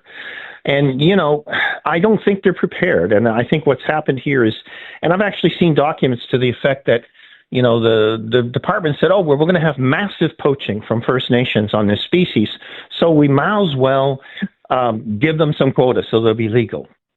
So that's the genesis to the take, was that they had a building since 2015, building more and more, and they weren't being prosecuted. I mean, the fish officers went on strike this year 3 times. They were off work in sort of solidarity to the dangerous conditions and the fishermen, fish officers who did their job in Shelburne, but then were sanctioned for that, disgustingly. So anyway, they try to lay charges, and then the Public Prosecution Service drops the ball. And I filed a complaint against the Public Prosecution Service. The leader of that Public Prosecution Service has said that he will not proceed with charges against First Nations until they have a meaningful share of the fishery. So this is a prosecutor setting public policy, and fishery officers going on strike because they can't do their job. I really think it's going to be, unless they start defining clear rules, you can go fishing and you can't, and then they start charging and convicting people, it will continue to be chaos. Okay, so again, some leadership. You would expect leadership to come from where? From the feds, from the fisheries minister? Who are you expecting? What's the expectation when it comes to leadership and directives and all these necessary items that you're looking for here? It's got to come out from the feds, who are the regulatory authority, but they've dropped the ball so badly on this that I just don't know, what's going to happen. And I mean, and this is such an unpopular government. 70-odd% of the population wants the prime minister to go. This comes right down to his policy of reconciliation. So this is really bad for reconciliation when you abuse the fishing industry and you expect us to, happily, get along with people when you're taking from us and abusing us and not enforcing rules and creating two separate systems. It's like you and I have to drive 100 kilometers an hour on the highway. Some people don't. Mm-hmm. And it's just maddening. So let's try to get through this season. That's all I can say. That we need some clear direction from the department that there will be rules, and instead of taking our quota to give to people who want to go poach or go exercise a perceived right, the rules were pretty clear from the Supreme Court of Canada. This is a regulated right, and let's get on after 25 years with regulating this so that everybody has clear rules. Okay, so as of right now, the rules are for when the season opens March 1st. Is the rules are everybody's got so much quota. The expectation is that there will be enforcement officers out there doing their job, but again, without enforcement, then none of this works. That's right, and I think there's an additional 700 something First Nations are planning to go, and we in our groups I think are 100 and something people. So. It's going to be tough when you have 700 or so more authorized people. And I think that's part of the pilot project's failure was the fact that they started adding the numbers up on their fingers and they figured out, oh my God, it's going to be a big job as it is. They couldn't, they had no trouble controlling our industry. We were very tightly controlled, but it's when they're not able to lay charges and convict other groups. And then, like I said before, I mean, once you start to get chaos, you start to get 40, 50 people on a river, there's all kinds of bad actors hiding in amongst, people who may be trying to exercise a right, even though that right is not defined and department is not given quota to everybody. And, anyway, I hope the enforcement officers come back to work. I really do. I think they're vitally important, and they've been abused by their own department in this situation, in my opinion, and entire industry's opinion, by the way, is that the management of this department is out of control almost, and they're even abusing their own fishery officers. So this is something that's got to change here as we go forward. Where'd you get the 700 new people going to be involved number? Right. That's just the number we hear in public meetings. We're trying to design the license conditions now and this and that. And then there's, like I say, I think there's 8 or 9 bands that are planning to go with quota that was taken from us. And some of them, they had their own, like Wake Up had its own quota. So that's the number we're hearing, is that they're planning for up to 700 First Nation people to be fishing. So those 700, will they be fishing under a license? Well, yes, they'll have a license, but right now there's a bone of contention. Like I say, there was a press release last week where they were saying, no, you don't. DFO won't manage us. We will manage ourselves in our own process, our own enforcement, our own this, our own that, and so I don't really know what's going to happen. Theoretically, DFO will be issuing licenses to these people. They will have to participate in the traceability system that the government has spent money to set up, and a reporting system. So we have to report before we go fishing. We have to tell people where we're going. We have to record as soon as we catch something and take it back to our facility, things like that. So we're trying to design the regulations or the rules right now in terms of the license conditions. And, we thought that the same license conditions or the same rules would apply to everybody. But now we're hearing that there's at least a group of First Nations that are not, or at least they're saying they're not going to follow the rules. They want to do their own thing. And they want to make their own rules. They want to do their own enforcement. They want to do their own thing. And I mean, and really, I guess in some respects, as long as the quotas adhere to and people aren't doing crazy things, as long as we get to the same goal, I can live with that. But right now, it's just, you've got a whole group of people, the majority, in fact, are rejecting DFO's control. Okay, so with all things being equal, and as they stand right now, can your Shelburne Elver Group make a go at it this year? Well, like I said, coming out of the Caribbean right now, the price we're hearing is quite low. So, with 400 something kilos, it'll be tight. Not that we have high overheads or anything, but the price is low.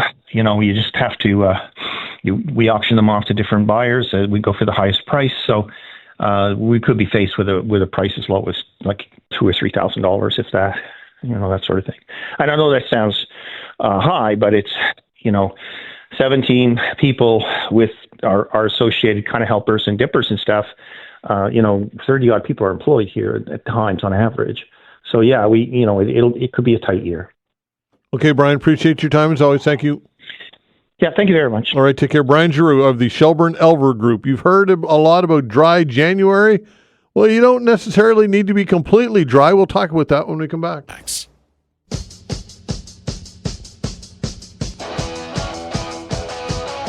All right, well, we're well into the new year now, and many of us are considering taking on some healthier habits in 2025. Perhaps some good news. You don't have to be completely dry this January. Joining us to talk about all of this is Natalie McLean, spokesperson, wine expert, Wine Growers Canada. Natalie, thanks for joining us today.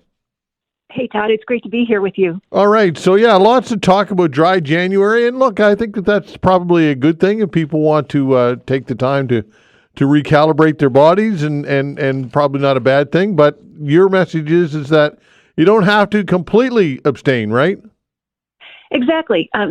Complete abstinence from alcohol is the right solution for some people. But I think for many of us, you don't have to go completely dry if you're still prioritizing your health. You can embrace responsible or mindful drinking by finding the right amount of wine for you. And it can be a part of a balanced and healthy lifestyle. All right. How so? Well, I think you can look at different options. There are a lot of ways to go in dry January. I'm a wine writer, so I earn a living by drinking. Yeah. But even in dry January or dryish or damp January, I like to cut back a little bit. So I might alternate a regular glass of wine with a low or no alcohol glass of wine. I may cut back on some of the nights that I'm drinking, that kind of thing. But there are also so many wines on the market now, especially from Canadian growers, that offer new choices like low sugar alcohol, or low sugar and low alcohol, I should say, or low calorie. A lot of the wineries are responding to the market and the desire for different choices, whether it's in January or well beyond January. We hear often, as of late anyway, a lot of different studies on alcohol consumption and wine and what's safe and what isn't. What's the latest when it comes to what Health Canada or what's the latest when it comes to healthy consumption? It seems to be a bit of a moving target. It is a moving target, and there are so many headlines and confusing studies out there. I'm not a health expert, but Health Canada has not changed its guidelines since 2011, despite the scary guidelines, and that is 1 to 2 drinks a day for women, a maximum, and 2 to 3 for men. Now, there's a whole range in there, including at the lower end, but I think, finding the right amount of wine for you is a personal choice, balanced with your health goals.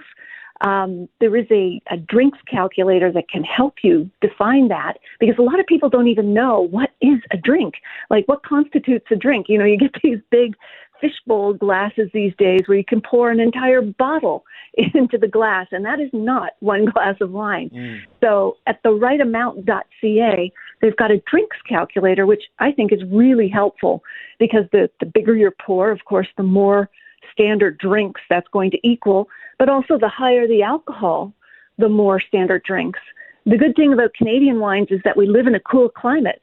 So from Nova Scotia to BC, we produce wines that tend to have low alcohol, but lots of flavor. So there are a lot of great choices out there. Yeah, and like you said, the alcohol-free or reduced alcohol is a good option for some as well, right? Absolutely. They even call it zebra stripe drinking. So, a regular glass and then a low or no alcohol wine. But what's happened with low and no alcohol wines is that in the past, even just 2 to 3 years, they have advanced tremendously in terms of quality and taste. So forget those sorry cooking wines that you might have tried and spit out 5 years ago. Yeah. These are really, really good. And to the extent that wineries that make traditional wines are making them, it's not just specialty producers, because they recognize, again, the market trends. And when they make good low or no alcohol wine, they're going all the way to the end of producing a traditional wine with alcohol. And then at the very end, just removing the alcohol molecule. So all the flavor components are still there. Okay, how do people, if they want to know more about all of this, how can they find out what's a good point of contact online for them? Absolutely. So they can go to therightamount.ca for that handy drinks calculator. I also review lots of wines at my website, low, no, and full alcohol, at nataliemclean.com. Okay, Natalie, appreciate your time. Thanks so much. All right, Todd. Cheers. All right, take care. Cheers indeed. Natalie McLean, spokesperson, wine expert, Wine Growers Canada. We talked a lot about this earlier in the show. Premier Tim Houston unveiling a push for more natural resource development in Nova Scotia. Raymond Plore joins us to share his perspective when we come back. Thanks.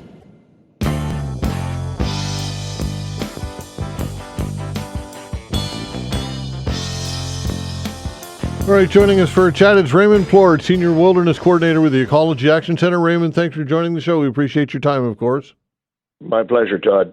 All right, so as I read the full page ad, I guess the letter to Nova Scotians written by Tim Houston in Saturday's paper, I couldn't help but think of the term, and I'm paraphrasing, "Don't let a good crisis go to waste."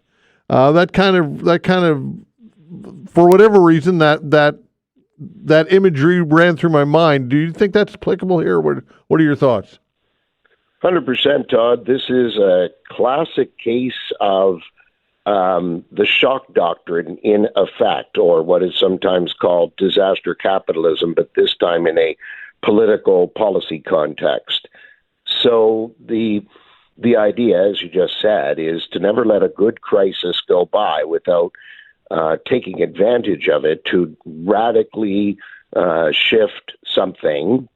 Corporations and governments will often do that during a period of crisis, and this appears to be one of those instances where the threat is Trump and looming tariffs, and that's certainly a very real threat. And the solution that is being proposed is to double down on resource extraction and lift every ban, whether appropriate or not, whether well considered or not. Things like banning uranium mining, fracking, and so on, which Nova Scotians have told previous governments clearly they're not comfortable with in this small, heavily populated province of ours, where every big industrial project is going to be in somebody's backyard, and some of them carry significant risks Nova Scotians aren't comfortable with. But in order to do it, they're also providing a boogeyman in the form of so-called special interests that they claim have for decades inappropriately essentially dictated government policy to every administration that's ever existed before. It's a false narrative, and the province knows it. The premier knows it. And, you know, the idea that, and they say this in their letter, that every previous government has not been as smart as they are, and that every previous government has essentially been stupid, lazy, and gutless, and led by the nose by these so-called special interests. I know that that's definitely not true, and so does the premier. Every other premier and government that I've ever seen, going all the way back to John Savage, has always, you know, duly considered the important issues of the day, done, you know, public consultations, independent reviews, scientific studies, and reached the conclusions they reached. And so to disparage, like, every previous premier, including John Hamm and Rodney McDonald and John Buchanan and all the way back to Robert Stanfield. For example, the moratorium on uranium mining was put in effect by the John Buchanan conservative government.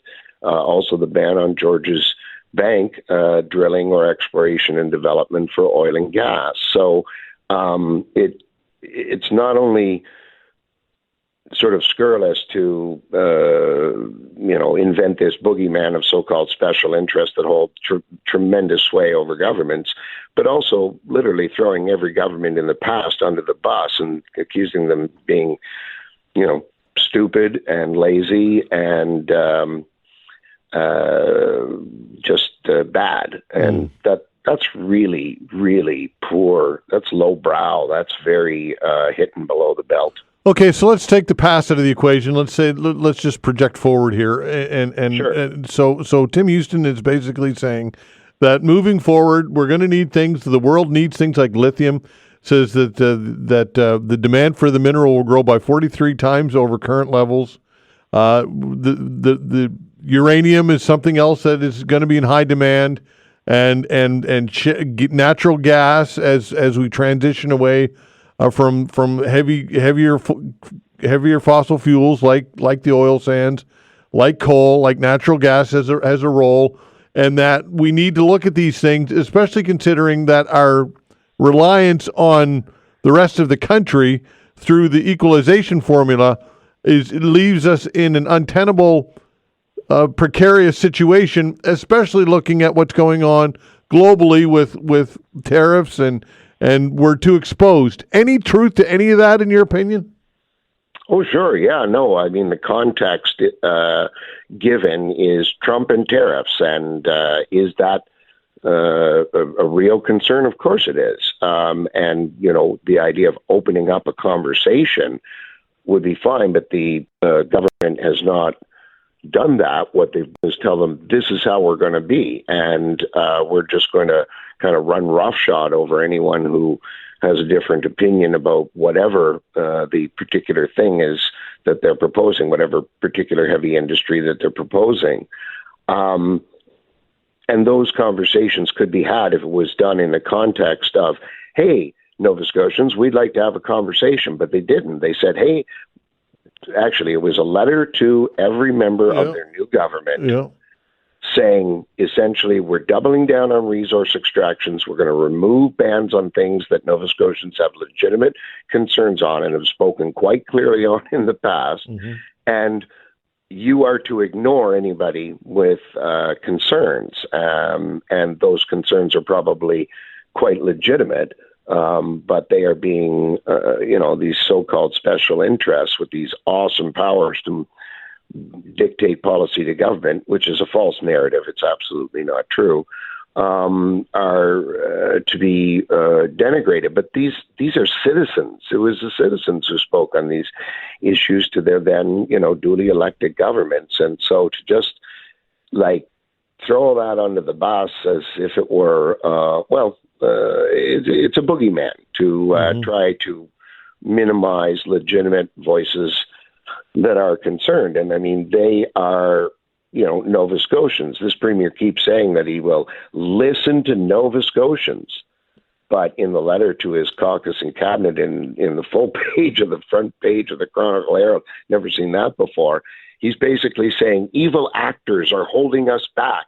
We must fight with the forces of evil in order to do the right and righteous thing. Well, that's a false narrative.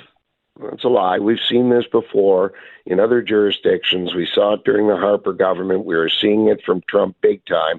And we are seeing governments around the world abandoning our common cause of fighting climate change and biodiversity loss, which threatens our planet's life support system, which, we can't have an economy without clean air, clean water, healthy soils, and so on. So turning away from the environment and turning towards heavy industries and doubling down on the things that got us to these crises in the first place. And, the letter to his ministers and to the public is not, is not saying we're going to open up a conversation. It's telling them how it's going to be. That's not listening, and it's not what voters voted for in the recent election either, Todd. I mean, the issues that were discussed during the election didn't include anything about lifting bans or doubling down on resource extraction. The policies and conversation around like so-called critical minerals is ongoing, and nobody was trying to shut that down. But, lifting bans was not discussed during the recent election campaign. It was nowhere to be seen in the PC election platform. But it was clearly in the works because it comes out just a couple of months after the election. So why did they hide their intentions from Nova Scotians? The mandate letter to his entire caucus doesn't mention the issues they ran on: fixing healthcare, housing, affordability, increasing wages, lowering taxes. Instead, it directs them to double down on resource extraction, and it tells every member of his government to ignore anyone with concerns, writing them off as special interests. They are not. They are citizens who want clean air, clean water and soil in their communities, and don't probably want a uranium mine or a fracking well in their backyards. That is reasonable. We are a very small province. We are the most densely populated rural province in the country. You can't do something like that without being in some community's backyard, and their concerns are legitimate. So to just kind of throw everybody under the bus and just say we're doing this is disingenuous, but it's also not the mandate they ran on, and it's not the mandate that Nova Scotians gave them. Had they been honest and put this forward as an election plank in their platform, that would have been totally legitimate. If they wanted to, double down on resource extractions, remove bans, and, attack civil society groups, they could have done that. I'd say that's dirty politics, but it's fair. But only if they had put it forward as part of their platform. I suspect they wouldn't have got the 43 seats they did if they had been honest with Nova Scotians and said, this is what we're planning. And now he has sent out this letter, a 6-page letter to every minister and every MLA in his government to say, ignore the naysayers, we are doing this. And it never mentions any of those bread and butter issues that Nova Scotians actually elected them on. And of course, one other great concern is as they turn away from the environment, the question is, will they abandon the environmental commitments that they made previously? Because the Premier said, we want to stick with the plan. The plan is working. We want Nova Scotians to vote for us so we can continue with the plan. Well, the plan included these things, and many of them were very good. But will they now abandon these as well to pleasure the resource extractive industries who are clearly the real special interests who are pulling their strings now? Okay, might there be any scenario where you, Ray Plord, would support a lithium mine or a uranium mine or any of these projects? I don't think I personally could ever support uranium mining because it's very, very dangerous. You're bringing up radioactive material that degrades and, can pollute very large areas beyond the site of the mine themselves. Folks should look up, other jurisdictions that have had uranium mining and what has happened to nearby citizens. It's a dangerous thing. It is radioactive. With regard to lithium mining, it depends on the scope and scale of the project. I've seen very large lithium mines in places like Mongolia that are pretty much equal to the tar sands in size and in pollution-holding ponds, which have to stay there forever. And so we're not Mongolia. We're not, large provinces that have very large areas that don't have a lot of people or any people in them. And so, at what scale are we talking about? But it's a conversation that has actually already been going on through the government's critical mineral strategy, and citizens groups certainly can feed into that process. We've provided our thoughts. There are things that we do support, like tidal energy. The Premier mentioned that. Offshore wind, onshore wind, provided that it's primarily for Nova Scotia Power and for greening our own grid. But, there are a lot of things that, we're not necessarily against and could support depending on the scale and whether or not it can be done safely. But I don't think uranium mining is one of those. Yeah, and of course we look at the Coastal Protection Act, right, which was abandoned. That's an example, perhaps. Well, right, and remember, in the recent past, like the Premier is vilifying public interest groups as special interests, but like, who were the special interests that killed the Coastal Protection Act, that got to the Premier and convinced him to kill it after he promised repeatedly to bring it in? And before that, just before the last election, who killed the Biodiversity Act? Those were industry special interest groups. In the case of the Biodiversity Act, they created a false coalition of landowners and ran newspaper ads and radio ads across the province that essentially lied to the public about what the nature of the Biodiversity Act was, and it was effectively gutted. So who are the real special interests who have the, big sway on government? It sure isn't public interest groups. We're always on the outside trying to, represent a segment of the population that have legitimate points of view and concerns, and we do that through official government processes, not by having some kind of awesome power over every premier and every government. That is a misdirection. Nova Scotians are being gaslighted here. Okay, Ray, appreciate your time. We'll do it again. Thank you, sir. Anytime, Todd. All right, take care. Raymond Plord, Senior Wilderness Coordinator with the Ecology Action Centre. More on this. Fishers worried by Nova Scotia Premier's musings over lifting oil exploration moratorium. That when we come back. Right, Nova Scotia seafood industry representatives voiced concern recently over comments from the Premier that he's open to ending a moratorium on fossil fuel drilling in the rich Georges Bank fishing ground. Joining us to talk about all this is Osborne Burke, General Manager of Victoria Co-op Fisheries and a member of the Regional and National Advisory Committees for Small Craft Harbors. Osborne, thanks for doing this today. Yes, good day, Todd. All right, so tell us about, obviously, your main concerns here. Well, the industry, as it's been stated in the media, had concerns when the Premier's interview and information was out into the media about, looking at, when asked specifically about Georges Bank and looking at the option of what could be done there, and said looking at it, what can be done safely. That certainly raised concerns by a lot of members of the Seafood Alliance and others. Mm-hmm. The Premier has since clarified it in the letter that he had sent out that I've received a copy of. Mm-hmm. In addition, I had a personal phone discussion with Minister Kent Smith, Nova Scotia Fisheries Minister, on the weekend, assuring me that Georges Bank is a very productive area, as the Premier said in his letter, and they have no interest in doing anything to remove the moratorium. So, knowing Minister Smith for the past 2 years, I have to take the man at his word, and we have the assurances. Obviously, we as industry will need to keep them accountable to the statements they've made recently, which kind of clarified some items, but at the same time created some confusion. Yeah, indeed. What about those who say that offshore drilling coexists with fishing and fishing industry in other parts of the world, including Newfoundland and other jurisdictions? There's lots of jurisdictions we could point to that they can live symbiotically. What's your response to that?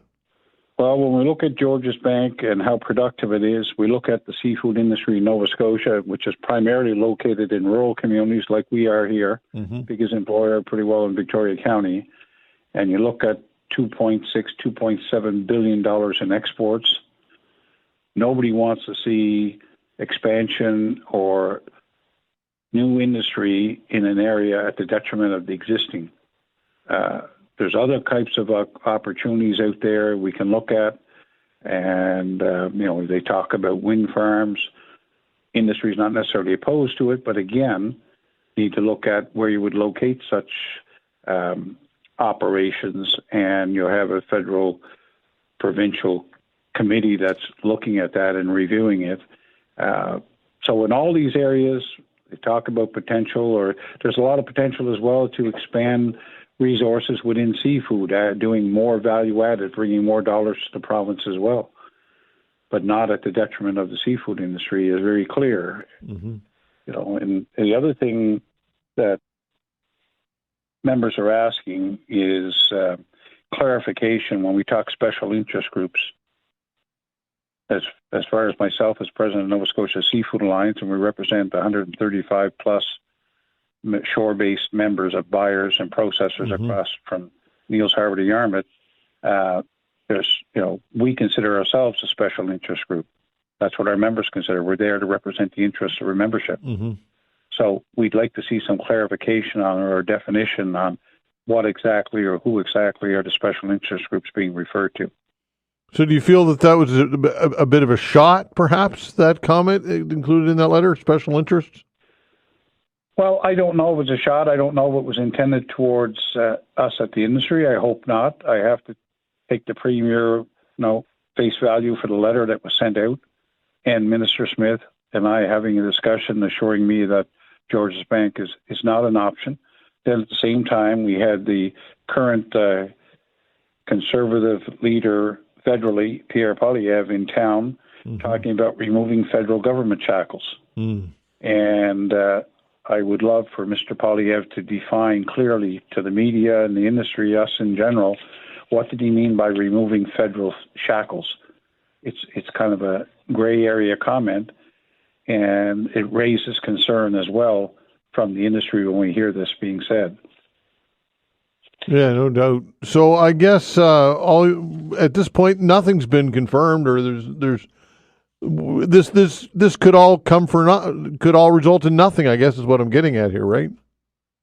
It's possible, but I think very quickly the industry has raised concerns, and I think that they've been addressed by the Premier's letter and by Minister Smith's call. And we have to take them at their word, and industry will certainly be focused on keeping or paying attention to areas such as George's Bank. As far as we're concerned, industry-wide, it's a non-starter. It's no-go. It's a very productive area. And we're known in Nova Scotia for pristine area. We're known in Nova Scotia for the best seafood in the world. We want to keep it that way. We're known for tourism. We have, some of the governments, whether federally, provincially, have to make a decision. What do we want for Nova Scotia in the future? Okay, good chatting. Appreciate it, Osborne. We'll do it again. Thank you. All right, take care. Osborne Burke, General Manager of Victoria Co-op Fisheries and a member of the Regional and National Advisory Committees for Small Craft Harbors. And a reminder tomorrow to balance out the comments about all of this stuff. We'll be talking to Sean Kirby, the Executive Director of the Mining Association of Nova Scotia. So we'll get his take on this as well. I'd like to thank Vanessa Vandeness on the other side of the glass, the control board, doing a fine job as always. Thanks for tuning in and listening, everybody. We're back tomorrow at 10 o'clock. See you then.